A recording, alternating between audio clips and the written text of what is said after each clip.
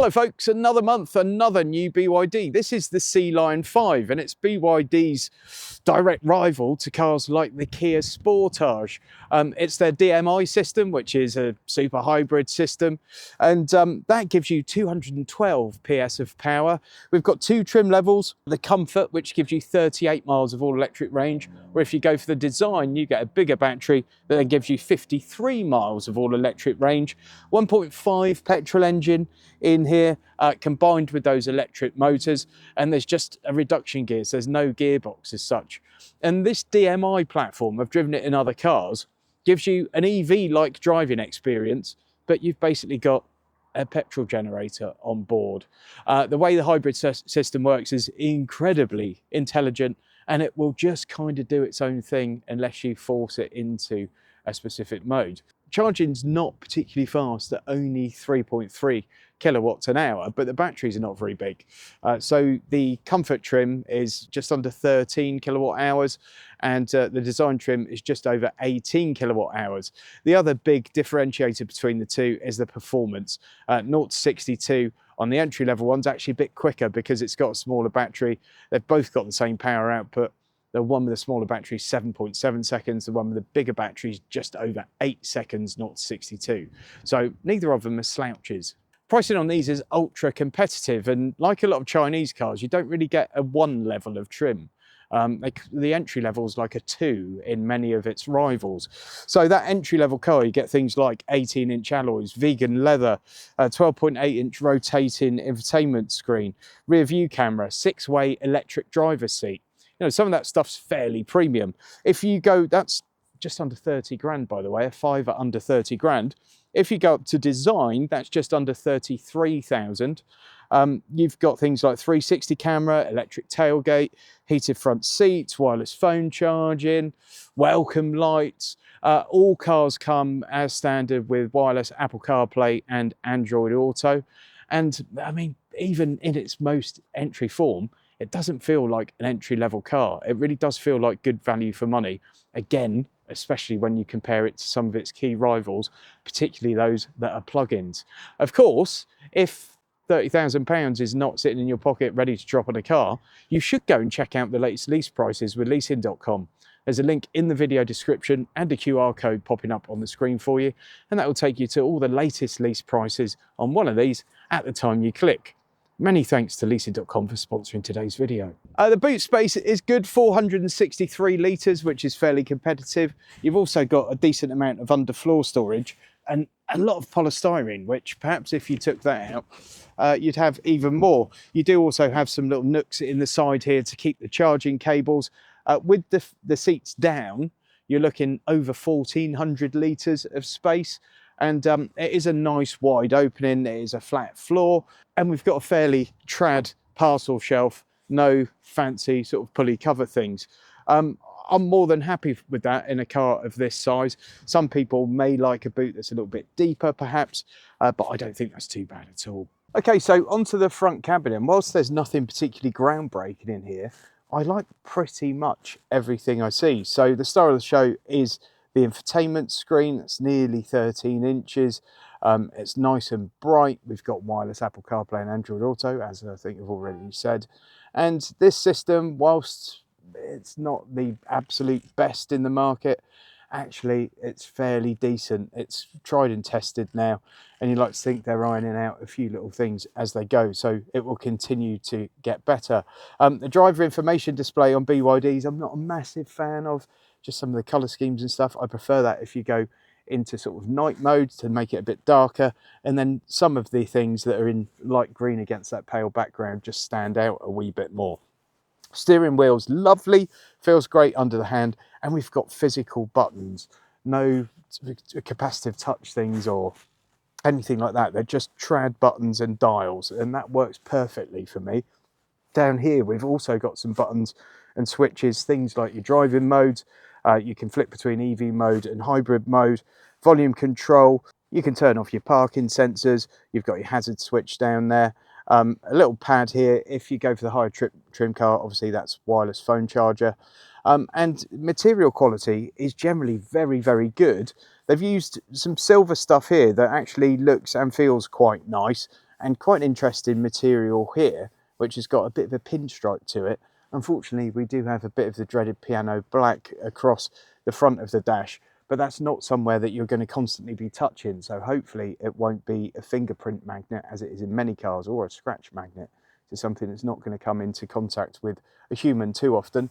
And then we've got some softish stuff up here. Door cards are really nice. The door handles feel lovely. You know, it all feels quite premium in here, and certainly feels a cut above where the price point might lead your expectations to go. There is a little camera here for your driver awareness stuff, and as is normal now with many of these cars, it's got swathes of driver assistance and safety systems, which you can turn off if you want. We've got funky little gear selector and a start-stop button just here, and then underneath this central console there's actually a little space, and you've got a couple of USB-Cs down there, and an SD card slot and your 12-volt socket. As front cabins go, I've got no real gripes with this whatsoever. I think it would feel good, possibly even in a car of the class above, or perhaps a slightly more premium brand. But from BYD at this price point, I think it's an absolute winner. So in the back here, a reasonable amount of legroom. It's not cavernous in the back, but certainly absolutely fine for someone of my height. I'm not particularly tall. I'm sort of 5'9" and a bit. I've got that much headroom, which I think is fairly generous. That would suggest to me you'd be fine in here at about 6'1". Legroom is that, just for reference, and this is in my normal driving position. A little bit of foot room, but it could be a tiny bit better. You get your toes most of the way in, and then you sort of come across a bar underneath the driver's seat. Down here we've got 2 USB-Cs and some air vents, and it is a totally flat floor, so that means you could sit 3 adults across the back here in relative comfort. And we've got a nice big squidgy central armrest with a couple of cup holders. Not bad. When you get behind the wheel of the Sealion 5, there's immediately quite a lot to like about it. The steering feels nicely weighted. It's not the most direct steering in the world, but it's a family SUV. But it's got just the right amount of weight versus sort of comfort, if that makes any sense. So you do feel like you're in control of the car and you're not being driven by a computer, for example. You do have that sort of connection with the tyres. What's not so great is the suspension. It's a wee bit crashy in places, although perhaps a little bit softer than the Seal 6 that I reviewed recently. It's just not quite as comfortable as you're going to find in something like the Sportage, which is one of the car's key rivals. Aside from that, it's a really nice thing to drive, and it makes quite a compelling case for itself. The pedal feels great. That's something you don't always get in some of the Chinese cars. The brakes feel quite progressive.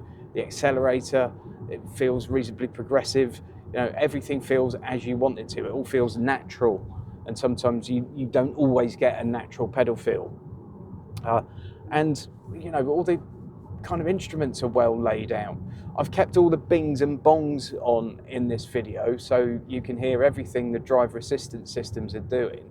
And I've had one bing so far on this journey, and that's it. And when they do come in, for me, they're the right amount of kind of warning you about something, making you aware of something, without being a massive distraction. And that's, again, something that a lot of manufacturers struggle to get that balance right. And I feel BYD are doing really well on that front. I've probably said it in other videos, but these assistance systems are only good if they're not so annoying that you have to turn them off every time you get in the car. You know, otherwise you may as well not have them. I've got the car for a really short amount of time today, so I'm not going to go into real world MPG figures and things, because I'm simply not driving the car for long enough for any of that to have any validity really in this video. What I will say is that if you've got a full battery and a full tank of petrol, the car should give you around about 600 miles of combined range. Certainly if you go for the one with the larger battery pack, 630, 640, something like that. Whether that's achievable or not in the real world, you'd have to do some tests, or perhaps if I get one in for a longer period of time, I can do those tests and let you know my thoughts. The hybrid system itself works fantastically well. You've got all the benefits of driving an EV. So you feel like you've got more or less instant torque. It's very quiet, it cruises nicely. And if you do ever hear the engine kick in, you have to really listen out for it unless you're kind of driving up the side of a mountain. You have to really listen for it. It's very discreet.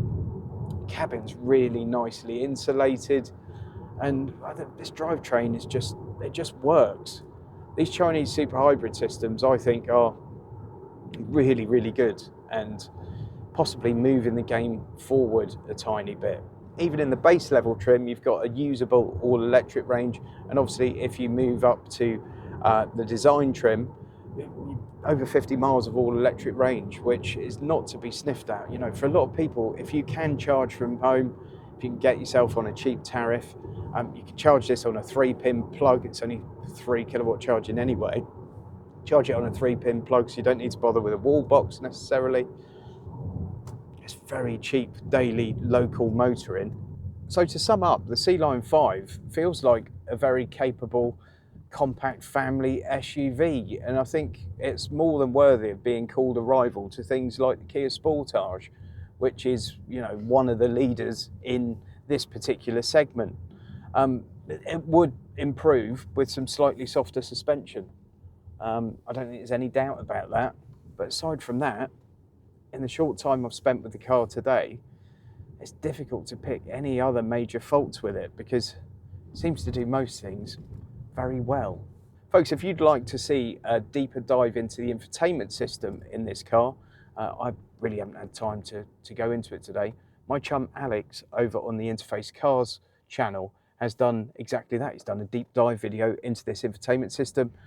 Go and check that out. I'll put a link in the video description for you, so you can go and show Alex some love. So you've heard my thoughts, folks. What are yours? What do you think of the Sealion 5? Let me know in the comment section below.